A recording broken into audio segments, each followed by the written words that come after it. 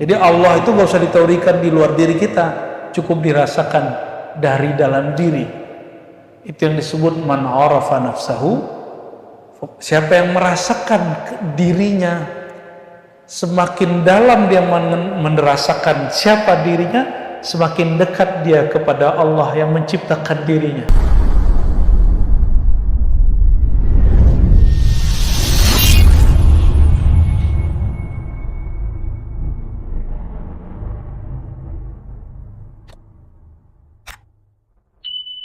Mengenai takdir, ya, istilah takdir yang digantung mu'allaq bahasa Arabnya, jadi belum terjadi. Ada takdir yang mubrom. Bapak itu sukunya apa, Pak? Sukunya apa? Betawi. Bisa protes nggak? Coba saya lahir jadi orang Arab, bisa? Nah, itu namanya mubrom. Ya, itu menurut ilmu akidah nih ya. Ini ada versi lainnya ntar. Karena kalau dalam kitab begitu aja, yang kitab ilmu akidah, tapi dalam kitab ilmu ma'rifatullah itu lain lagi. Ya, ada yang lebih dalam dari itu.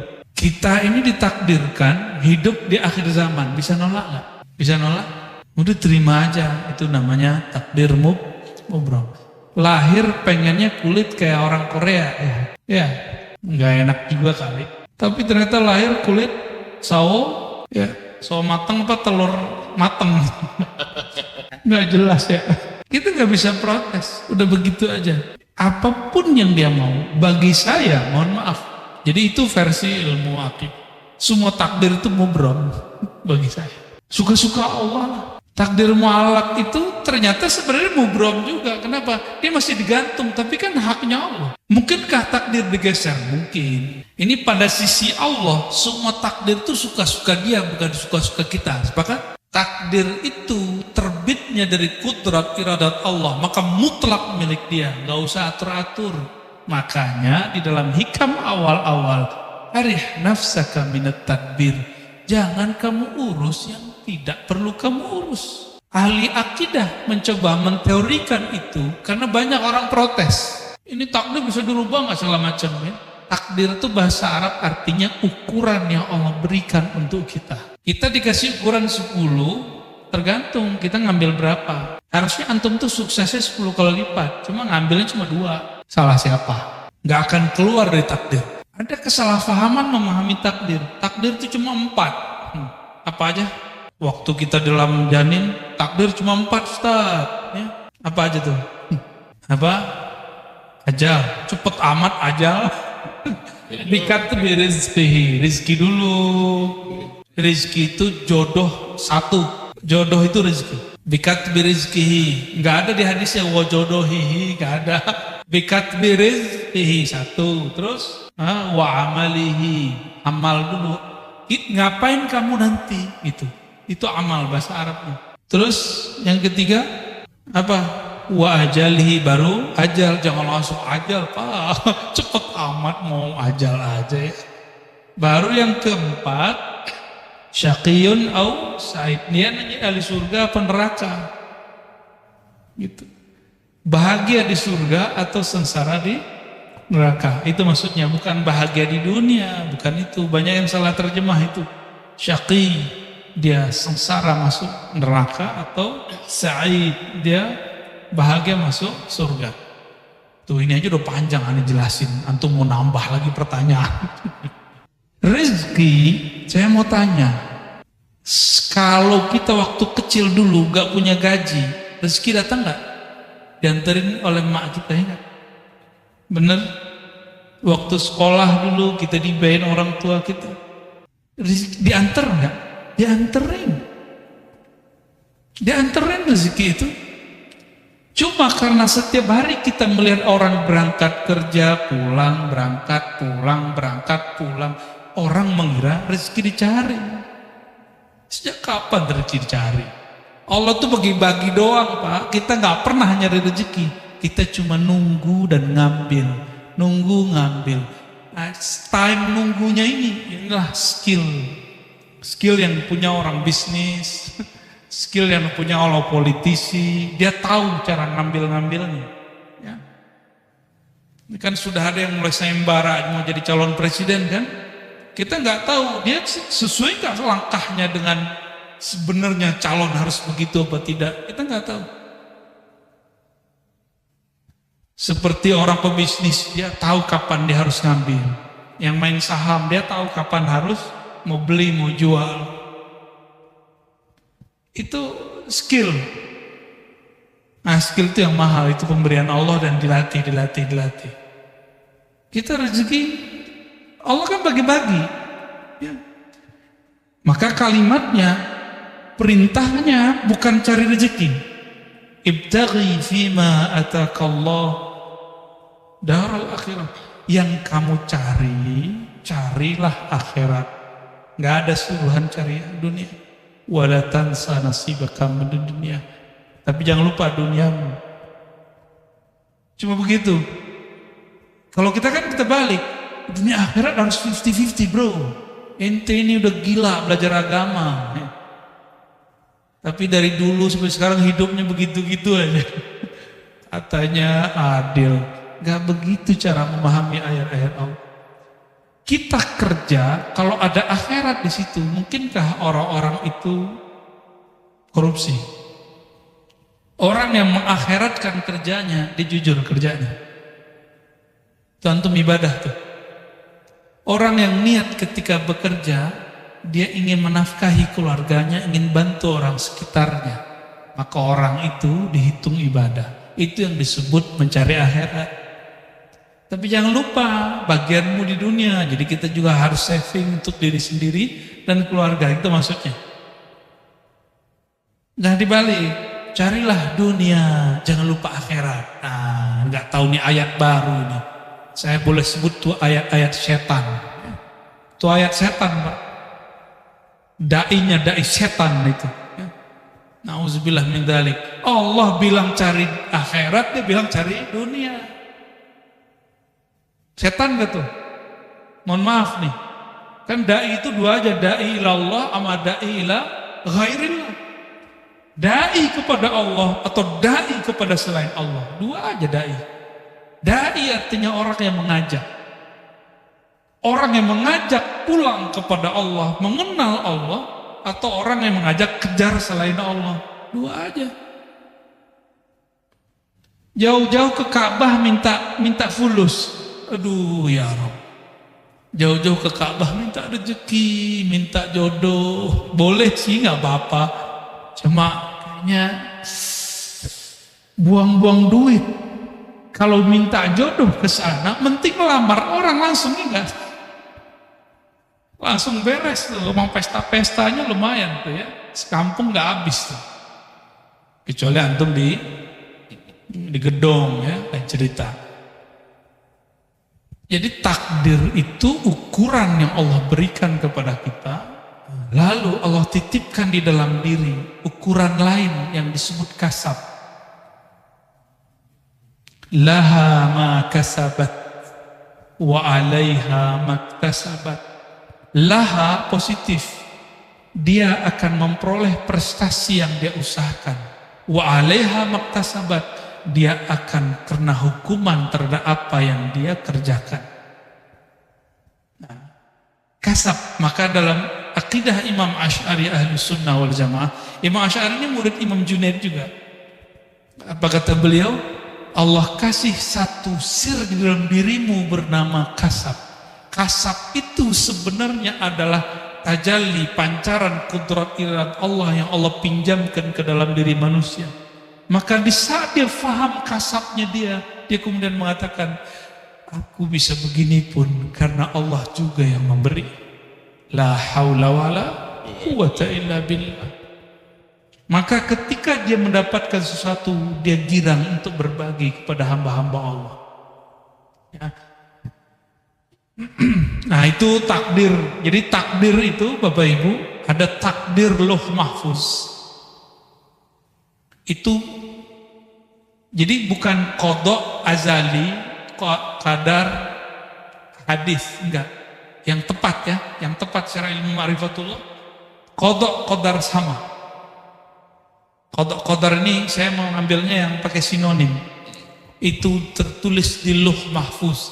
Lauh Mahfuz itu, lauh bahasa Arabnya papan tulis. Cuma kan yang di langit itu bukan papan, Pak. Ya, makhluk yang tercipta dari nur, tapi di situ tertulis ada lembaran-lembaran seperti dedaunan-dedaunan cahaya.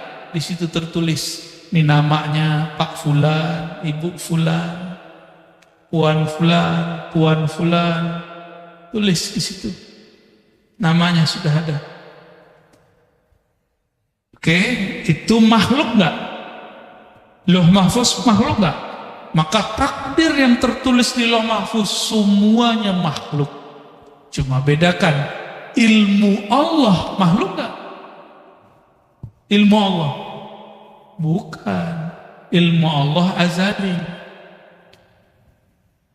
Jadi yang azali itu ilmu Allahnya, sedangkan suratan takdirnya bukan azali. Azali itu tidak berawal, tidak dicipta, itu azali.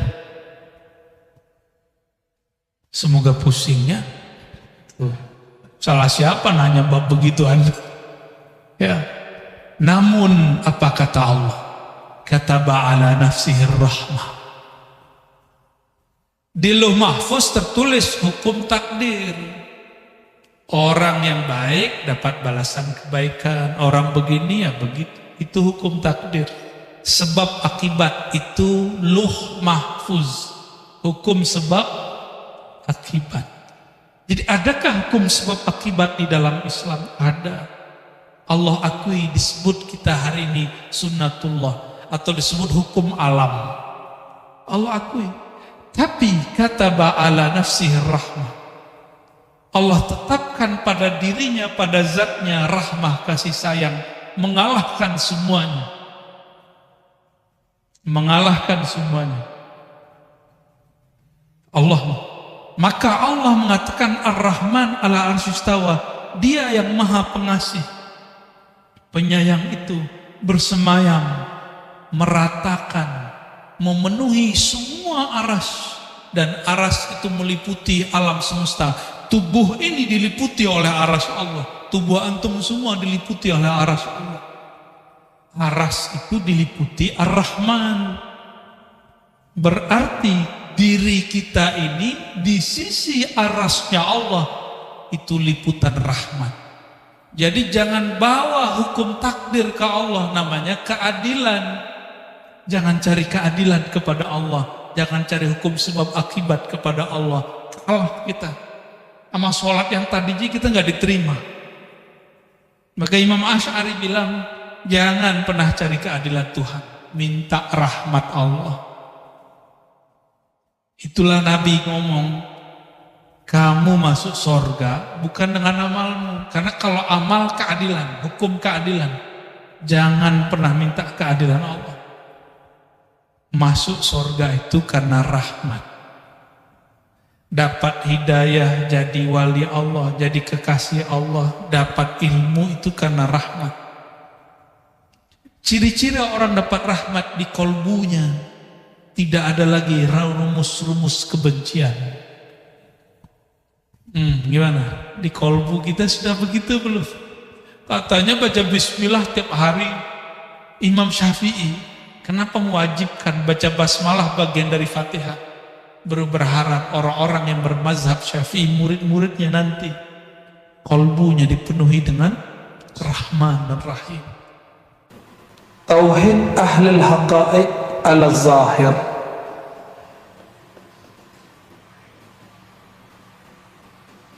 Ini kalau saya menyebutnya tauhid para salik. Kalau yang pertama tadi masih ada raghbah war rahbah. Ya. Jadi kalau tauhid awam biasanya pakai ngancem. Waslo kalau nggak sholat gitu. Itu ngancem, itu tauhid orang. Kalau tauhid orang yang salik, diajarin jangan sholat mengharap surga, juga bukan jangan meninggalkan maksiat takut neraka, boleh.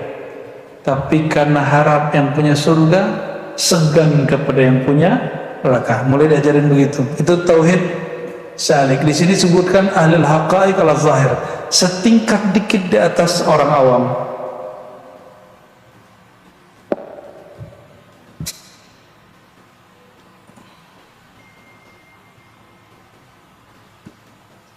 Sudah mulai begitu belum?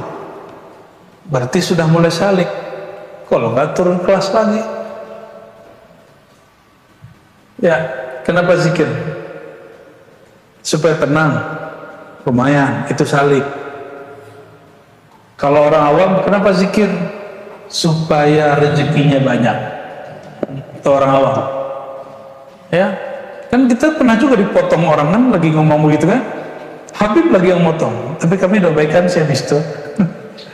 Ya, akhirnya kita tegur, bedakan manfaat faedah dengan tujuan. Ya, alhamdulillah dia terima, maka kami baik-baikan aja. Cuma orang aja yang ngadu-ngadu kan, karena sekarang lagi ramai bab habaib nih, videonya dinaikin lagi. Ya salam ya.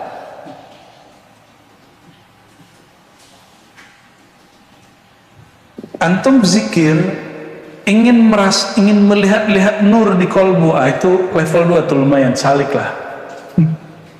Lumayan lah itu. Ingin ngerasain ada energi gitu, lumayan lah tuh. Udah mulai naik tuh tipis-tipis ya. Sudah mulai naik sedikit.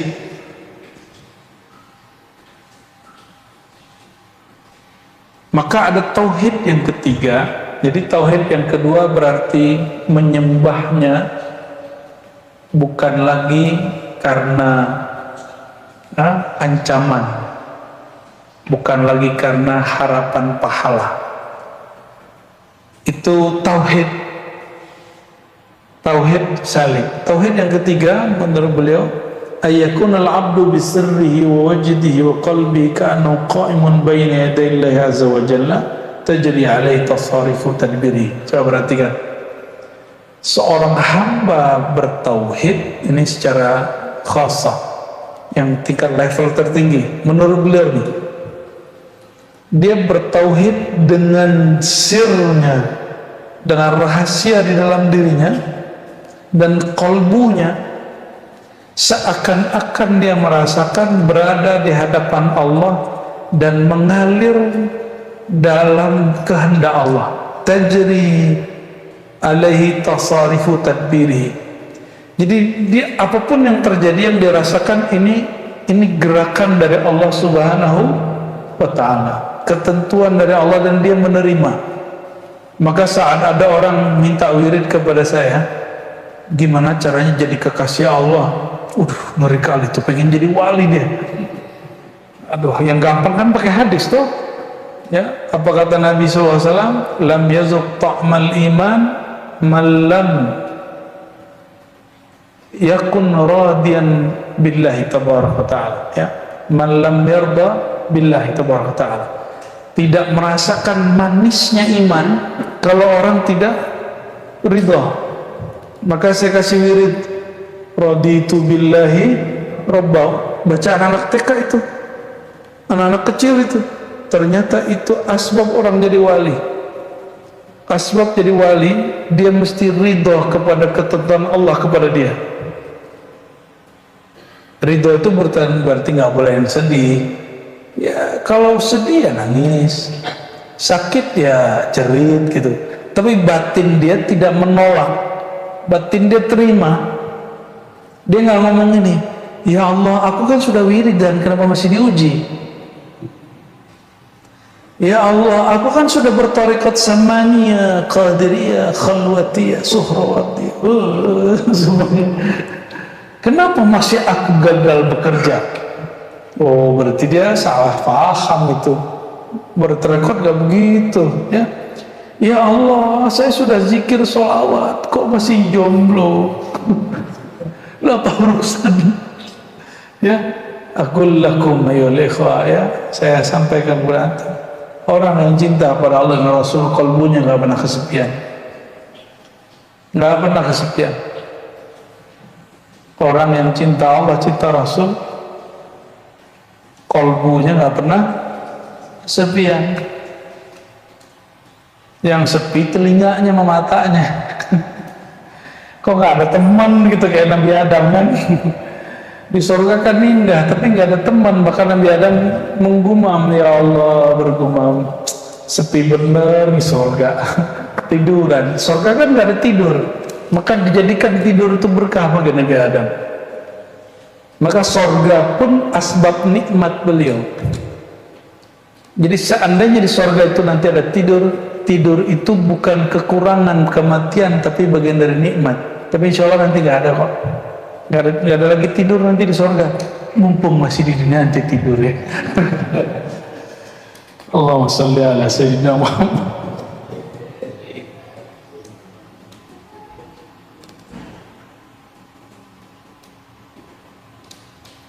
Kenapa kita mesti merasakan bahwa kita ini dalam aliran takdirnya Allah? Ini bukan fatalis, ini bab rohani, ini bab rasa. Merasakan bahwa diri kita itu dalam aliran kehendak dan takdirnya Allah. Maksudnya apa? Ini mohon maaf, salah satu kemanjaan seorang pasangan kepada pasangannya, dia merasa ingin diperhatikan, ingin ditarik, ingin dipeluk, segala macam, ingin dikuasai, gitu. Itu sebenarnya adalah imitasi daripada cinta yang bersumber dari kemarifatan tauhid si hamba kepada Allah. Maka si hamba itu justru sedih kalau nggak diuji. Sebagaimana seorang pasangan, dia sedih nggak direpotin oleh kekasihnya. Emang kamu udah nggak sayang sama aku gitu jadinya? Sama seorang hamba ngomong, ya Allah, kok hari ini nggak ada ujian ya? Apa engkau tidak memperhatikan aku lagi? Cihara.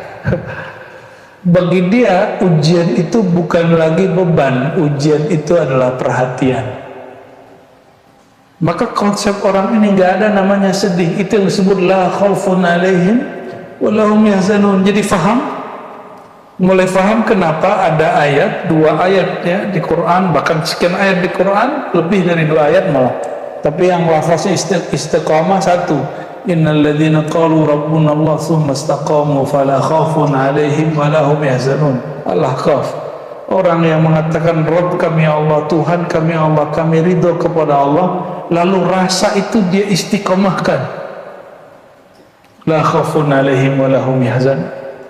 Orang yang mengatakan Rabb kami Allah, kami dalam aliran takdirnya Allah, kami tidak akan keluar dari takdirnya Allah. Dan nikmat sekali, dalam takdir Allah itu nikmat sekali. Karena kita dididik dari kecil bahwa Allah itu tukang ancam, ya, Allah itu kayaknya tukang seksa gitu. Akhirnya antum kalau diajak ke sini agak sulit. Ada border di sininya, ada penghalang. Ini bukan bab ancaman. Ya, kalau ente kalau nggak sholat, ntar diuji loh sama Allah gitu, ntar dapat ujian loh, ntar dapat cobaan.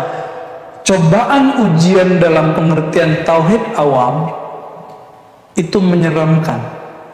Tapi ujian menurut ahlullah itu adalah rahmah, adalah rahmat kasih sayang Allah SWT. Maka jika disebut asyadun nas balaan al-anbiya, orang yang paling banyak ditempa itu para nabi, lalu orang yang mirip dengan nabi, para aulia, para ulama.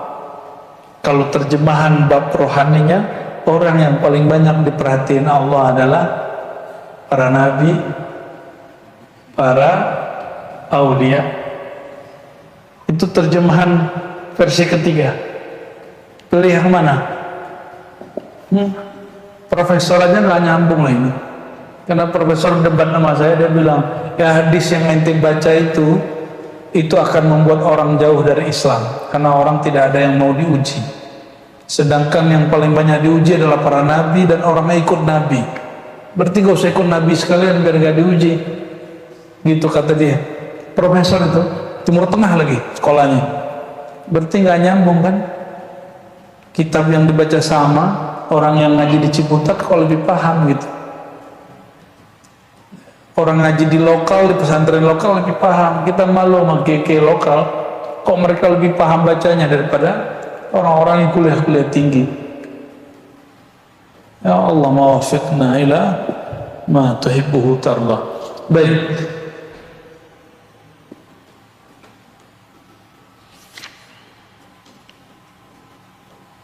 Ini ada kalimat Imam Shibli yang sangat membingungkan orang yang bingung, ya.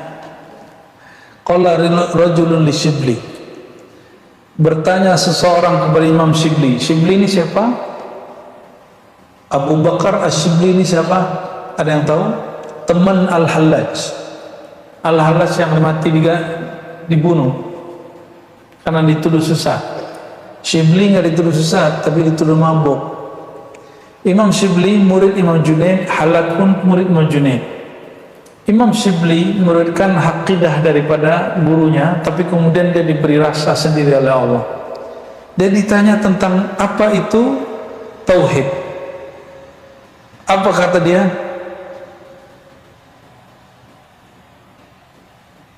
Waihak, payah kamu gitu.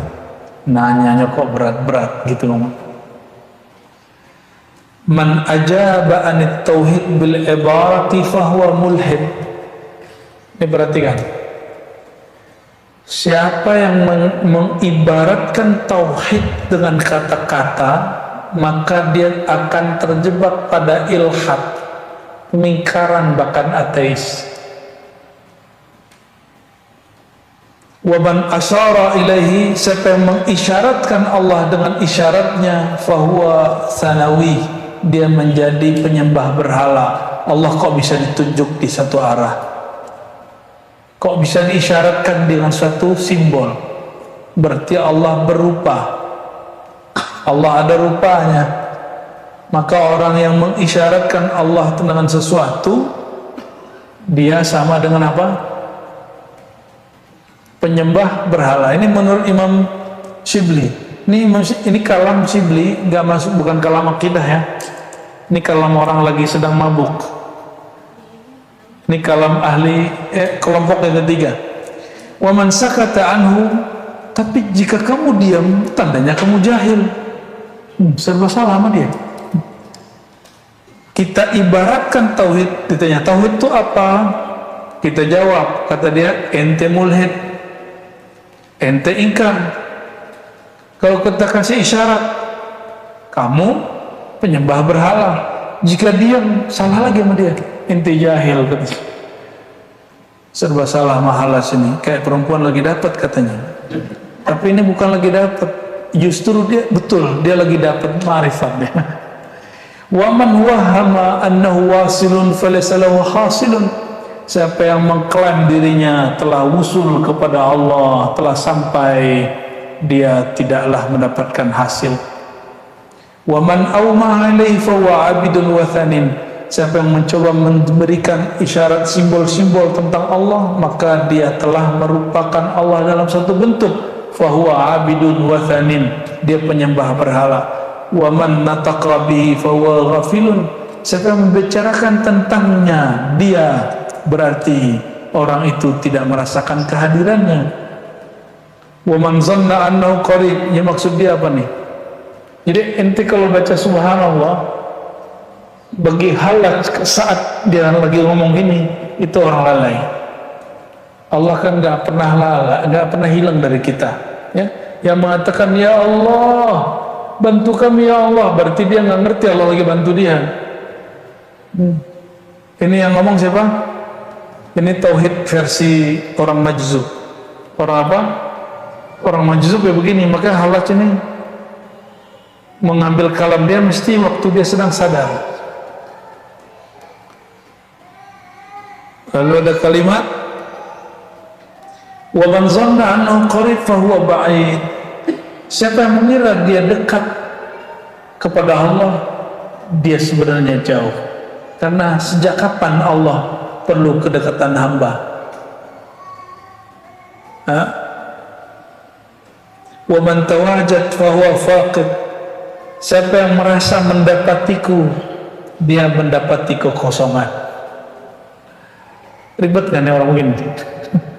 Diam salah, ngeklaim salah. Wa kullu ma mayiztumuhu. Ternyata maksud beliau sampai ke kalimat ini. Ini yang paling inti belakangnya. Wa kullu ma mayyaztumuhu bi'awhamikum wa adraktumuhu bi'uqulikum fi atammi ma'anikum fahuwa masrufun mardudun ilaikum muhdathun masnu'un mislukum. Semua yang kamu bedakan dalam pikiranmu, yang engkau dapat peroleh dengan akalmu, yang engkau ibaratkan dengan makna yang paling sempurna menurutmu, semua itu tertolak, dikembalikan kepadamu. Kenapa? Makna yang ada di kepala kita makhluk, bukan? Betul? Huruf-huruf yang kemudian kita rangkai jadi kata-kata tauhid itu adalah A, B, C, D. Itu kumpulan huruf-huruf yang menjadi kata dan kalimat. Itu makhluk, bukan? Allah makhluk, Allah khalik, maka dia tidak bisa dipahami dengan kata-kata. Itulah akhir dari makna ayat lam yakun lahu kufuwan ahad. Itulah kenapa surat Al-Ikhlas ini sepertiga Quran. Dia pendek tapi setara dengan sepertiga Quran. Semakin orang menyadari bab ini, baru dia disebut ikhlas. Ikhlas dalam surat Al-Ikhlas bukan ikhlas versi ente ngomong aneh ikhlas lah ya.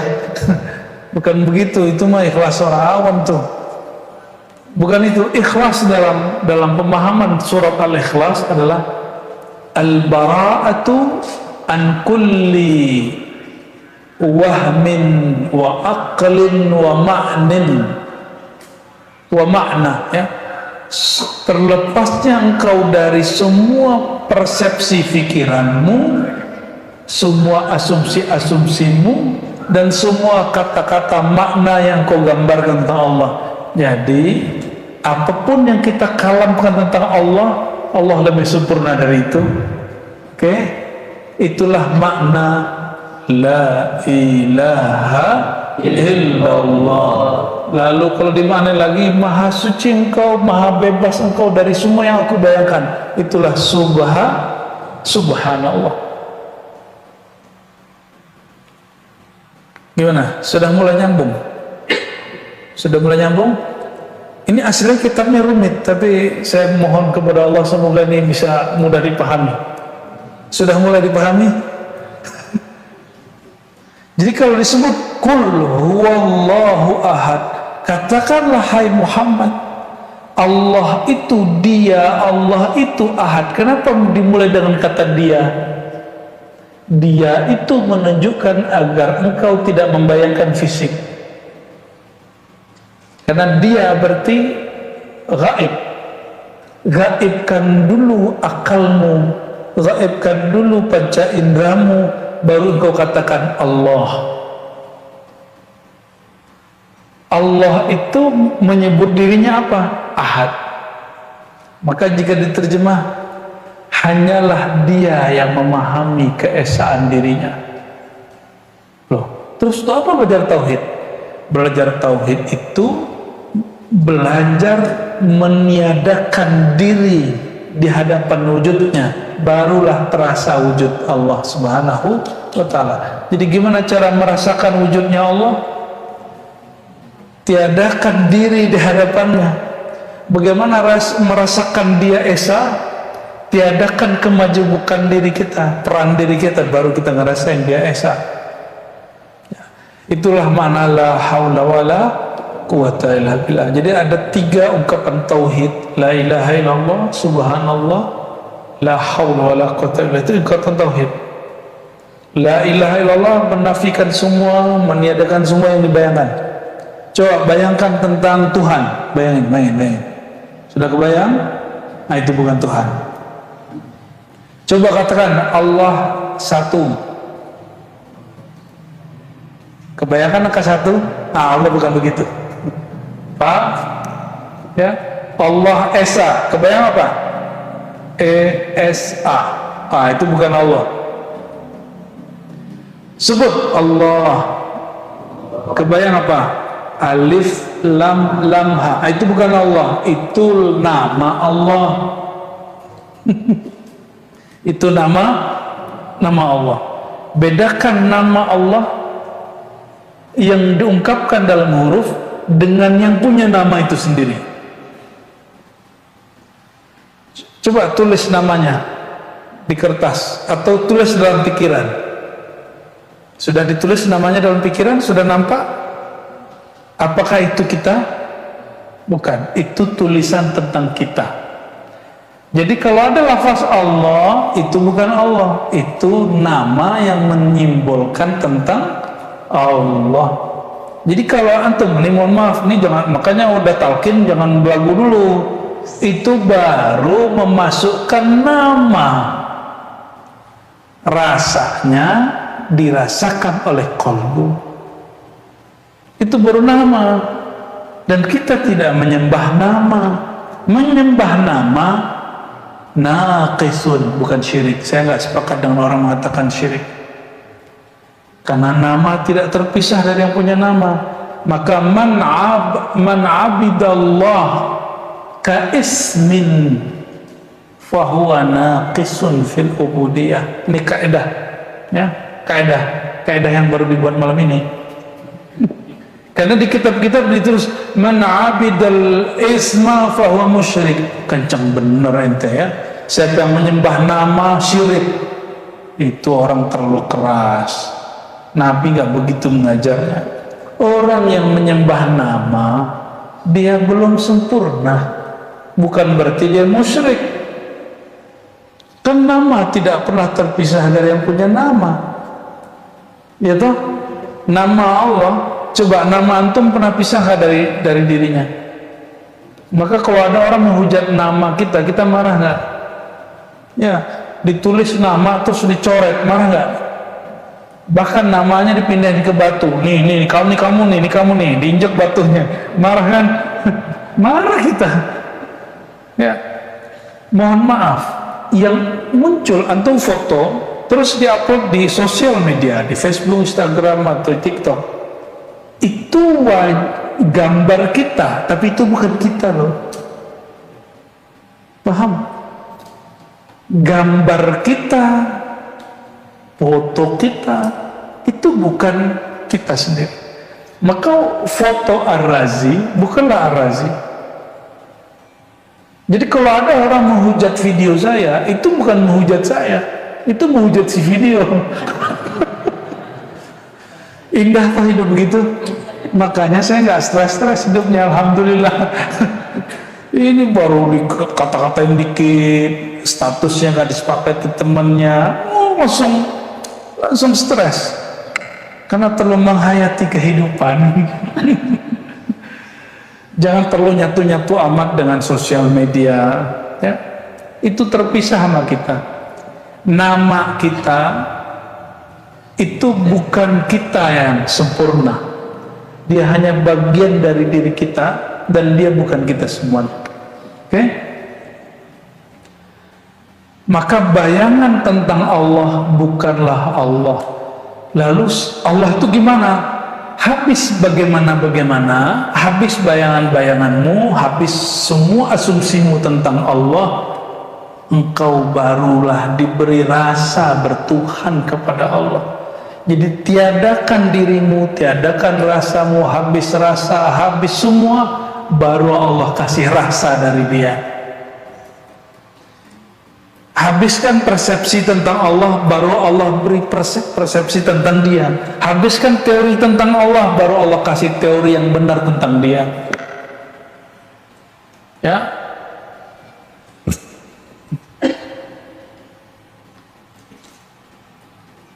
Jadi kalau bertuhan itu justru membuat kita tambah rehat. Kenapa? Kita nggak perlu memikirkan Allah, cukup merasakan Allah. Kan, pikiran aneh berat nih, karena ente mikirin Allah. Kajiannya berat nih, karena kajiannya dipikirin. Oleh karenanya para sufi itu hidupnya paling santai. Kenapa?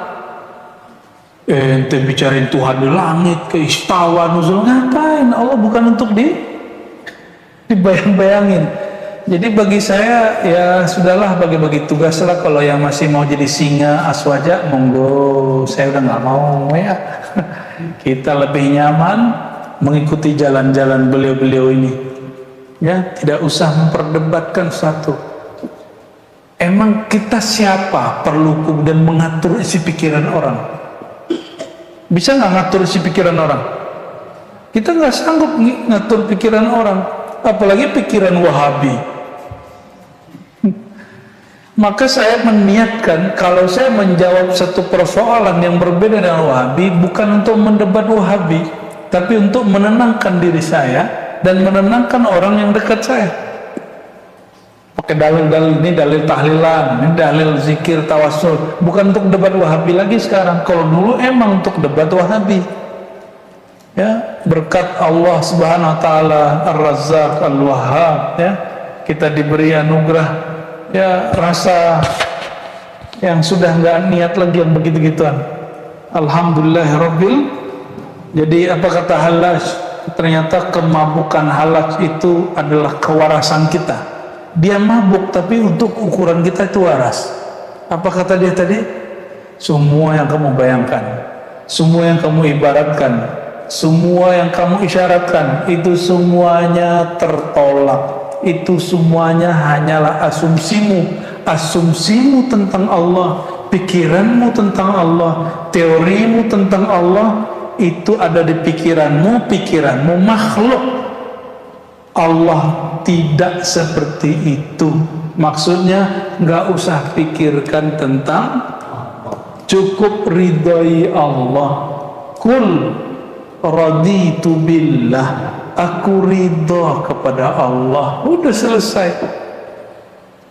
Kalau yang maksa, kalau menyembah Tuhan yang nggak ada apa sosoknya gimana gitu,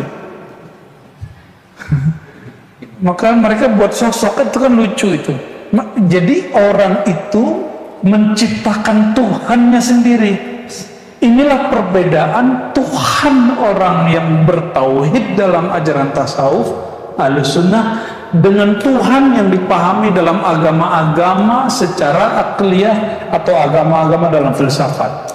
Maka di filsafat barat itu ada orang yang berontak ke gereja terus ngomong gini, dan itu ternyata benar diambil dari tasawuf. Tuhan itu adalah imajinasi manusia tentang dirinya yang sempurna. Makanya ini kata mereka ya, makanya Yesus di barat itu putih, Yesus di Afrika hitam, Yesus di Cina sipit, Yesus di Jawa sawo mateng. Itu kata mereka, saya nggak ada. Itu yang ngomong filosof barat yang mereka tadinya orang gereja. Nah, kita nggak akan nyinggung bab Yesus karena itu agama yang berbeda dengan kita. Kita hanya berbicara Nabi yang Isa, ya, alaihi salatu wassalam. Tapi ada benar juga ya. Benar nggak? Sosok dari yang tadi kita bicarain itu beda-beda kan per tempat. Nah, ajaran tauhid yang Nabi bawa sebenarnya ini. Oleh karenanya para sahabat waktu turun ayat Ar-Rahman 'alal arsy istawa, nggak ada satupun yang debat. Allah bersemayam di atas aras istawa, nggak ada satupun debat. Kenapa? Allah nggak perlu dibayang-bayangin. Sekali membayangkan Allah, akidahnya keliru. Allah tidak dapat disuci-sucikan karena apapun yang kau sucikan di pikiranmu itu masih pikiranmu. Itulah kritik Ibn Arabi kepada sebagian ulama Ahlussunnah yang merasa paling benar, tapi dia mengingatkan Ahlussunnah nggak begitu loh bro gitu. Ahlussunnah itu laisa kamitslihi syai', melepaskan asumsi tentang Allah selepas-lepasnya. Tadi kita sudah simulasi ya, bayangkan sesuatu, sudah. Allah nggak begitu. tuliskan lafaz Allah di pikiran. Allah, alif lam lam ha, a l l a h, huwa, ha waw. Itu nama Allah, bukan Allah. Nama yang antum gores di dalam pikiran. Maka nanti jika zikir terus Allah izinkan ada lafaz itu di kolbu, itu bukan Allah, itu nurnya kolbu. Ya, itu nurnya kolbu. Ya.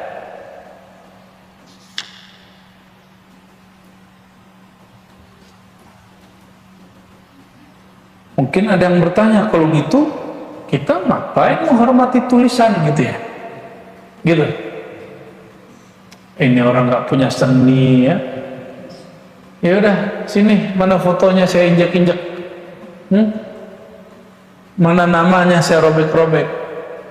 Pasti marah. Itu salah satu sifat jalaliyah yang Allah tajallikan kepada kita. Makanya kita marah jika foto yang ada di Facebook itu, di Instagram itu, di TikTok itu kemudian di-unlike sama orang, dihujat sama orang. Kenapa? Kita merasa itu tidak itu nama, itu wajah terhubung dengan kita. Ya. Jadi nama beda dengan yang punya nama, tapi di hati adalah lain. Ya.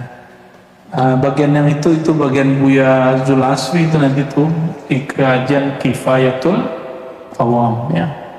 Insya maka kajian kita Kifayatul Awam dia mesti diturunin grade-nya ke akal, nggak boleh pakai ini. Tujuannya nanti baru sampai di sini. Supaya apa? Supaya akalnya jalan dulu, jalan kaidah, ujungnya qaidatun bila qaidah, maqamun bila maqam, halun bila hal. Maqam tanpa maqam, hal tanpa hal, kaidah yang sudah dilepaskan dari semua kaidah. Jadi masih mau menyembah sesuatu yang kita bayangkan? Membayangkan sesuatu butuh tenaga, butuh energi, betul nggak? Butuh kalimat dan kosakata. Untuk menyembah Allah simpel sekali. Jangan bayangkan apapun, rasakan saja. Merasakan diri kita, semakin terasa diri, semakin terasa yang mengatur diri. Jadi Allah itu gak usah diteorikan di luar diri kita, cukup dirasakan dari dalam diri. Itu yang disebut man arafa nafsahu. Siapa yang merasakan dirinya, semakin dalam dia merasakan siapa dirinya, semakin dekat dia kepada Allah yang menciptakan dirinya. Itu maknanya ya.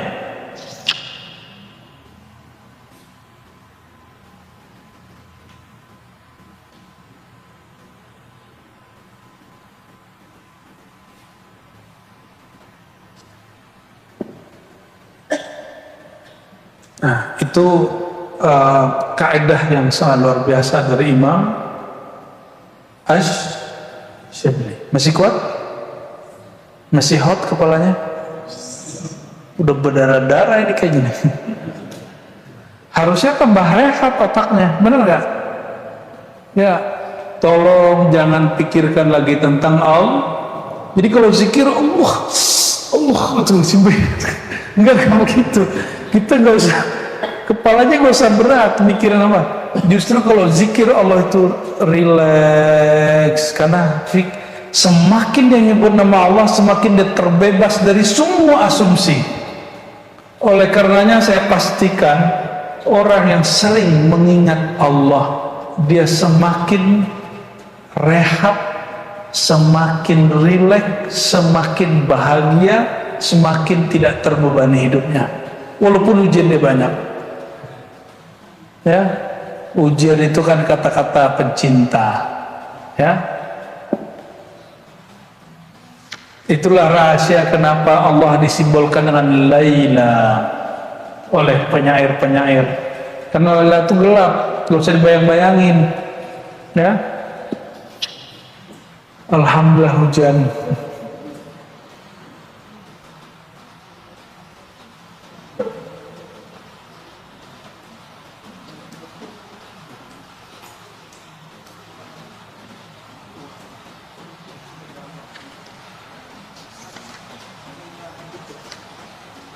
Oke, barangkali itu kajian tauhid menurut ulama tasawuf. Justru tauhid versi sufi itu tauhid yang paling mudah karena tidak perlu pakai ungkapan, tidak perlu pakai teori. Ungkapannya adalah tidak berungkapan, teorinya tanpa teori, makomnya tanpa makom, kata-katanya tanpa kata-kata. Itulah tauhid para sufi, tauhid yang merelakan hamba dan pikirannya dari segalanya. Semoga Allah Ta'ala tambah mendekatkan kita kepadanya. Amin ya rabbal alamin. Sallallahu rabbuna ala nuril mubin Ahmad al-Mustafa Sayyidil Mursalin wa ala alihi wa sahbihi ajma'in. Sallallahu rabbuna ala nuril mubin Ahmad al-Mustafa Sayyidil Mursalin wa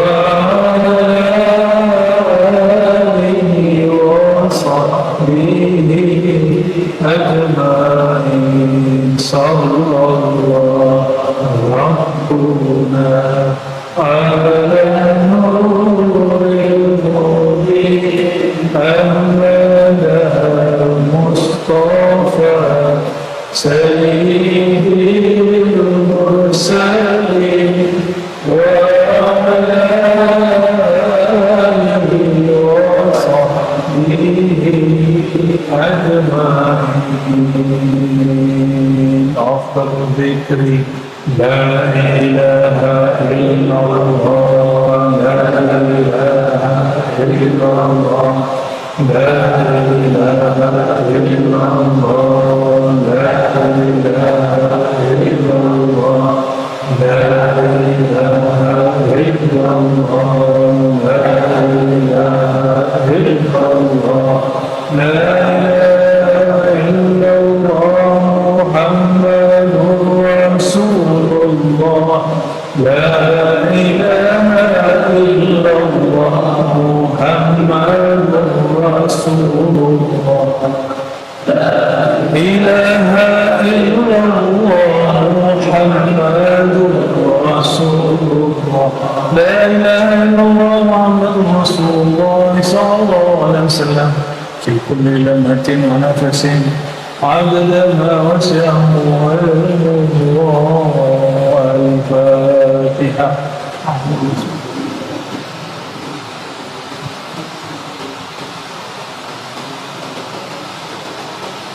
Subhana rabbika rabbil izzati amma yasifun wa salamun walhamdulillahi rabbil alamin.